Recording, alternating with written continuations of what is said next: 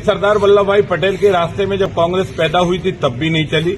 नेहरू जी ने भी सरदार वल्लभ भाई पटेल की नीतियों का और सरदार वल्लभ भाई पटेल का खुला विरोध किया।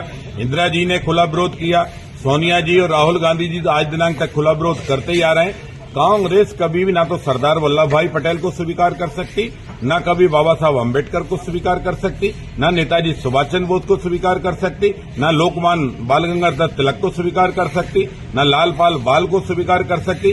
कांग्रेस जो है उन देशभक्तों का हर हमेशा अपमान करती रही है जिनने जीवन पूरा देश के लिए दिया है। सरदार वल्लभ भाई पटेल हों, बाबा साहब अम्बेडकर हों, नेताजी सुभाष चंद्र बोस हों, लालपाल बाल हों, लोकमान्य तिलक हों, ये सब वो महापुरुष थे। इनने हर हमेशा खुले तौर पर कहा हम रहे ना रहे ये देश रहना चाहिए। और नेहरू जी ने हर हमेशा कहा देश रहे ना रहे मेरी सत्ता रहना चाहिए। और इसी का परिणाम हुआ कि देश का विभाजन हुआ। और इसलिए देश के विभाजन में भी अगर कोई दो दोषी हैं तो एक जिन्ना, एक पंडित जवाहरलाल नेहरू।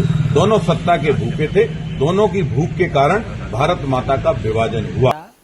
अनपढ़ कुपढ़ सब हैं, बस पढ़े लिखे नहीं हैं।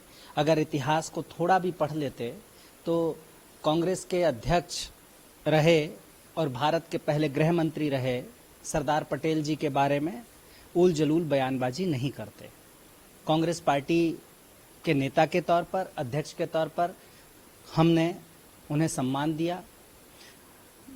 देश का पहला गृह मंत्री उन्हें कांग्रेस पार्टी की सरकार में बनने का अवसर प्राप्त हुआ और वो सरदार पटेल ही थे जिन्होंने कहा था कि आरएसएस के गतिविधियों के कारण ऐसा माहौल बना जिसके कारण महात्मा गांधी की हत्या हुई। और आरएसएस पर प्रतिबंध लगाने वाले सरदार पटेल जो हैं उनके कार्यकाल में ही आरएसएस पर प्रतिबंध लगाया गया था। तो ये भाजपा के लोग जो हैं वो आज इतिहास को नए सिरे से बताना चाहते हैं। झूठ का इतिहास है वो।